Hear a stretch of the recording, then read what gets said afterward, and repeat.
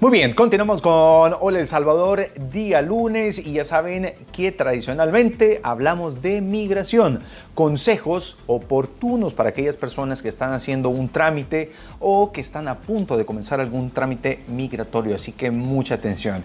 Heriberto Rivera Vélez está con nosotros. Mi estimado Heriberto, buenos días, ¿cómo estás? Buenos días, don Henry, un placer de estar contigo nuevamente, aquí otro lunes más. Sabes que los lunes siempre he dicho en el programa que me encanta, es cuando uno comienza la semana con mucha energía, aunque cuando terminas el viernes terminas agotado. Pero aquí estamos listos para hablar de ese tema importante. Exacto. Bueno, Heriberto, hay tanto que hablar en migración, pero hoy nos vamos a dedicar a algo específicamente que lamentablemente hay muchas personas que llenan algunos formularios o siguen algunos procesos sin la asesoría de una persona que conozca y por lo tanto se pueden ver en ciertos problemas. Así que hoy vamos a estar hablando de esto. Es la importancia de seguir las instrucciones escritas para los procesos migratorios. Mi estimado Heriberto, como te digo, hay muchas personas que ellos deciden hacerlo. Vamos a hablar de ventajas y desventajas. Claro que sí, Henry, por supuesto. Mira, ese tema es muy interesante porque cada formulario migratorio tiene sus instrucciones. Si tú buscas en la página web de migración uscis.gov y buscas cada formulario, aparece el formulario y después aparecen las instrucciones para ese formulario. Dependiendo del formulario, pues son extensas. Por ejemplo, hay un formulario, creo que el I-131 tiene más de 30 páginas de instrucciones para cada proceso. Entonces, cada uno de ellos tiene sus instrucciones y es importante seguirlas al pie de la letra. Exacto. Bueno, Heriberto, y para comenzar a hacer un poco de conciencia sobre esto, mencionemos qué problemas puede surgir a las personas cuando son ellos los que someten estos procesos sin seguir las instrucciones, sin escuchar las recomendaciones de alguien que sepa y sobre todo estas instrucciones que son emitidas tanto por migración o por el Centro Nacional de Visas. Estoy viendo mi práctica. Lo he visto constantemente, últimamente más que nunca, he visto los horrores o errores que están cometiendo las personas cuando llenan sus formularios. Mira, muchos lo hacen y yo no culpo que una persona quiera hacer su propio formulario porque quieren economizar dinero, no pueden pagar, están cortos por la situación económica de hoy que muchos se han quedado sin trabajo, no pueden seguirle pagando a un profesional que haga el trabajo.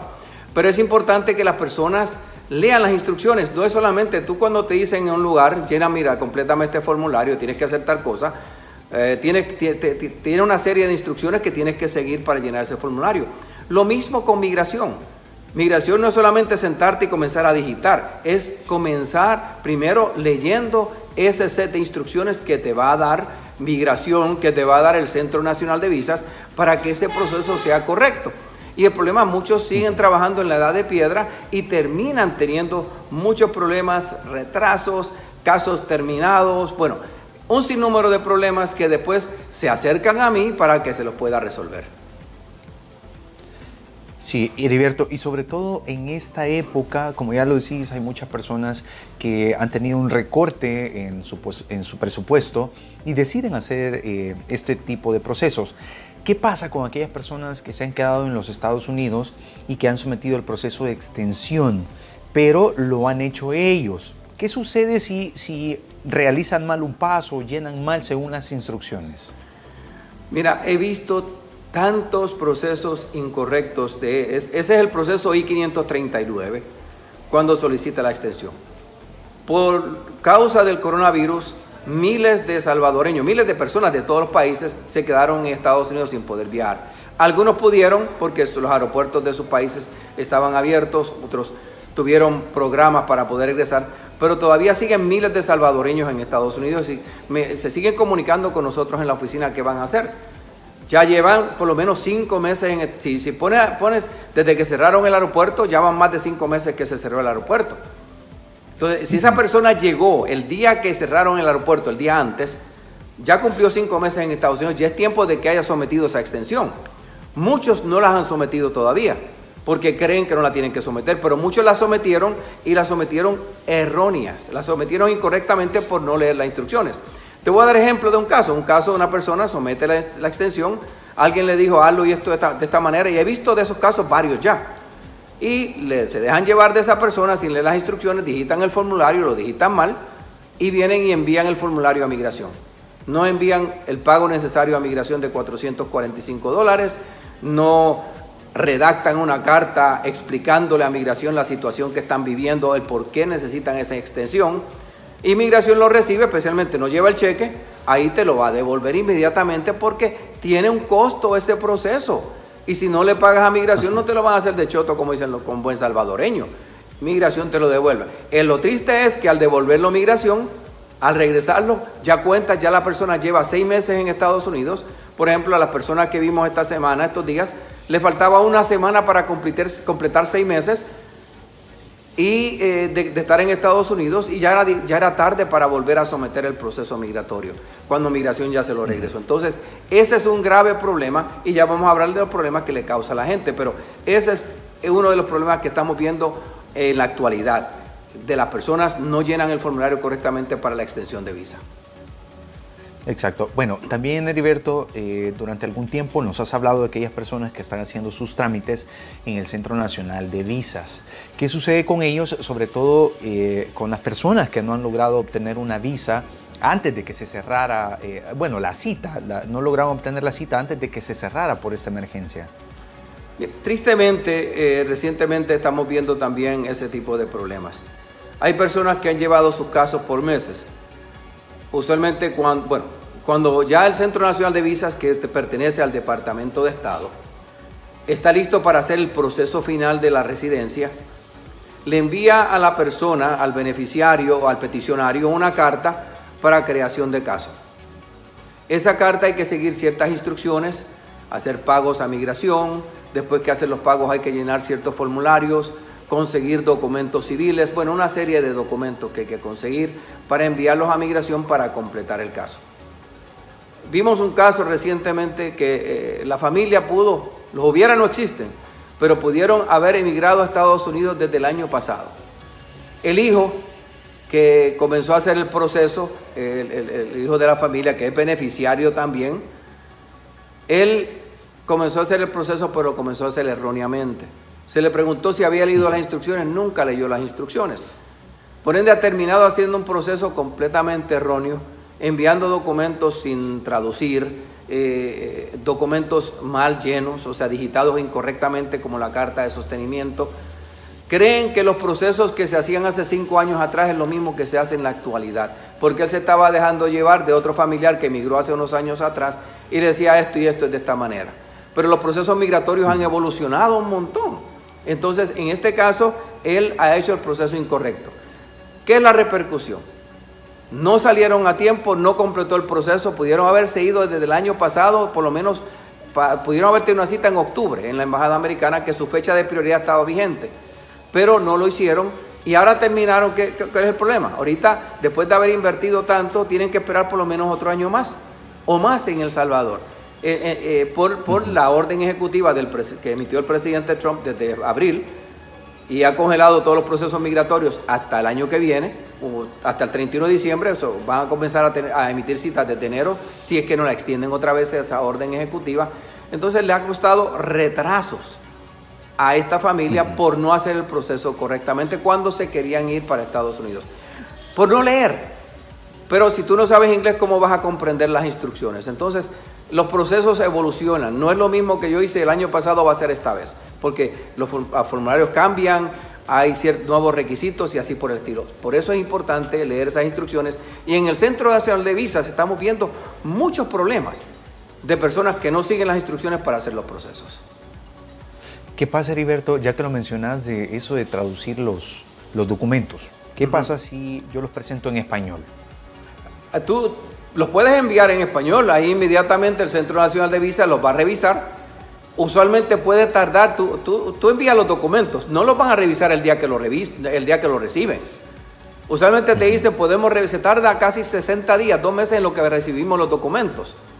Entonces, reciben los documentos hoy, se puede tardar 60 días en lo que lo revisan, ya tienes 2 meses de retraso. Lo revisan, no están correctos, te van a notificar nuevamente. Tienes que traducir los documentos. Vienen y se traducen los documentos, los subes, al Centro Nacional de Visas, a la página de ellos, y otros 60 días más para volverlos a revisar. Son retrasos que las personas siguen teniendo en los procesos. Y después los hacen incompletos también. No es cuando... Te voy a poner el ejemplo. Si yo hago el pago de $120 para la carta de sostenimiento, la Affidavit of Support, tengo que subir una serie de documentos para completar ese proceso de la carta de sostenimiento. Tengo que verificar si el peticionario califica y someter todos los documentos de apoyos con la carta de sostenimiento, el formulario I-864. Los impuestos, los taxes de Estados Unidos de esa persona del último año, sus talones de cheque de cuando le pagan los últimos 3, documento de él y un documento nuevo que salió desde el año pasado, que es lo que llamamos la transcripción de los impuestos, un transcript del IRS. De Hacienda tiene uno que pedirle un documento oficial de los impuestos que uno sometió. Si no someto ese documento me lo van a rechazar. Entonces, ese paquete de carta de sostenimiento tiene que ir completo. Si no va completo, lo rechazan. Muchos desconocen de la transcripción esa que tienen que pedirle a Hacienda de Estados Unidos y por ende no la envían. Esos son retrasos porque no leen. Y ahí ese es un ejemplo solamente de lo que es la carta de sostenimiento. Después viene lo que son los documentos civiles del formulario de aplicación de visa, partidas de nacimiento, solvencia, matrimonio y así por el estilo, que las personas vienen y empiezan a subirlos por parte, y ahí ya terminan retrasando los procesos. He visto muchos casos de Estados Unidos que en ese proceso del Centro Nacional de Visas le dicen tienes que enviar lo que es la solvencia y antecedentes penales. En mi caso a nadie le pedimos antecedentes penales, lo único que se necesita es la solvencia de la Policía Nacional Civil. Antecedentes penales no es necesario, pero muchos lo siguen pidiendo, siguen viviendo lo que es yo llamo la edad de piedra, haciendo los procesos incorrectos, haciendo los procesos como se hacían hace años atrás, el cual es incorrecto. Mire, Heriberto, entonces terminan retrasándolos. También lo que mencionaste de la carta de sostenimiento. Hay algunas personas que están siguiendo algún proceso migratorio y a lo mejor, como decimos aquí en El Salvador, tiene billete, o sea, tiene pisto. Él se puede ir perfectamente a vivir a los Estados Unidos y seguirse pagando él sin ningún problema, sin que nadie le demuestre que lo van a mantener. ¿Es necesario presentar siempre la carta de sostenimiento en este tipo de casos? Claro que es necesario la carta de sostenimiento. El que tú tengas, estés económicamente solvente en El Salvador no quiere decir que tú puedes hacer tu propia carta de sostenimiento. La carta de sostenimiento es el peticionario el que va a someter ese documento. En la mayoría de los casos, hay casos migratorios que no la necesitan, pero son excepciones. La carta de sostenimiento es el peticionario y si no califica, ese peticionario va a buscar un joint sponsor o un segundo fiador que le va a ayudar con ese proceso. Siempre el responsable va a ser el peticionario. El segundo fiador, al firmar esa carta de sostenimiento, dice, yo voy a ser responsable de esta persona. Por eso muchos después que leen las instrucciones dicen, no, yo no quiero dar la carta de sostenimiento. Pero es el peticionario el responsable. La persona que tiene esos medios en El Salvador no puede ser su propio fiador. Así que eso no se lo va a permitir migración. Hay excepciones a los procesos migratorios cuando la persona no trabaja en Estados Unidos o no tiene los ingresos suficientes que puede utilizar sus propiedades en Estados Unidos para utilizarlas en la carta de sostenimiento, pero es un proceso ya más difícil. Son bien pocas las personas que lo utilizan. La mayoría es por medio de su empleo o su negocio para poder dar la carta de sostenimiento. Pero la pregunta que hiciste no es correcto. No es cierto que la persona que tiene sus medios puede ser su propio fiador. Ok, Heriberto, tenemos un minuto para la próxima pregunta. Hay muchas personas que se están regresando a El Salvador para seguir algunos procesos, algunas citas o lo que tengan y lamentablemente ya no pueden regresar hacia los Estados Unidos. ¿Cómo se tienen que informar sobre qué hacer en este tipo de situaciones? O, digamos, si tiene el castigo migratorio, ya se tiene que quedar definitivamente en El Salvador hasta cumplirlo.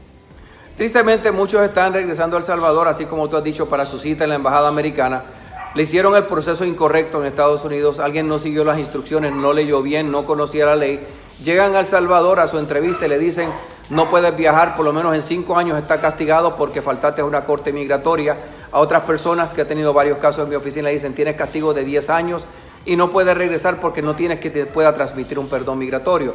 Y es porque no leen las instrucciones. He visto tantos casos porque siguen las instrucciones mal, no las leen o no conocen la ley en la persona que hace estos procesos. La ley para lo que es los perdones migratorios, esas inelegibilidades es extensa y es importante conocerla también para que las personas que están aquí, muchos están bajo TPS, están protegidos y se van para El Salvador y ya no pueden regresar en mucho tiempo. Así que tener mucho cuidado, buscar una persona idónea que le va a ayudar con el proceso migratorio, una persona que conozca la ley, que sepa cómo hacer, cómo leer esos formularios, cómo seguir las instrucciones, para que ese proceso migratorio salga bien y pues la persona pueda obtener ese beneficio que ha esperado por tantos años. Exacto. Heriberto, y nosotros la persona que podemos recomendar aquí en el programa eres tú, y sabemos que hay muchas personas que necesitan ayuda porque están pasando por situaciones difíciles, por procesos mal hechos, por no leer instrucciones, porque alguien los engañó, por seguir consejos de algún conocido que a lo mejor desconocía estos procesos migratorios. ¿Cómo hacer para comunicarse contigo para que les ayudes, por favor? Pues mira, le invito a las personas a que se comuniquen con nosotros. Tenemos 2 números donde se pueden comunicar con nosotros, 2 números de teléfono en el momento, por la aplicación de WhatsApp, 7736-4852, 7736-4852 o 7920-0963, 7920-0963, y me pueden escribir a mi correo de ayudamigratoria@gmail.com, ayudamigratoria@gmail.com. Durante estos días, si es posible, vamos a estar abriendo la oficina. Bueno, hoy se supone que ya se establezcan los nuevos protocolos para poder abrir, y espero ya poder abrir la oficina, estar trabajando desde hoy en adelante, atendiendo a nuestros clientes. Todo va a ser por cita.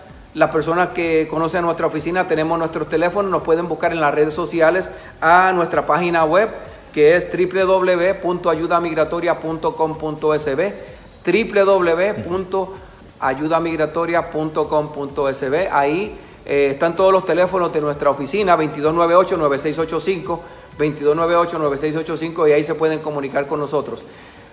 Vuelvo a repetir, vamos a atender a las personas, pero no va a ser por orden de llegada. Tiene que ser por cita para seguir los protocolos establecidos y así poderlos atender y solucionar sus problemas migratorios. Los invito a que se comuniquen con nosotros. Perfecto. Heriberto, muchas gracias. Gracias a ti, Henry. Un placer estar contigo nuevamente y espero que nos veamos pronto. Perfecto, ahí tiene buenas recomendaciones de inmigración. Hay que dejarse asesorar por alguien que conozca la ley migratoria. No vaya a ser que hagamos algo que luego nos termine perjudicando. Quédese con nosotros, por favor, porque todavía tenemos mucho más de Hola El Salvador.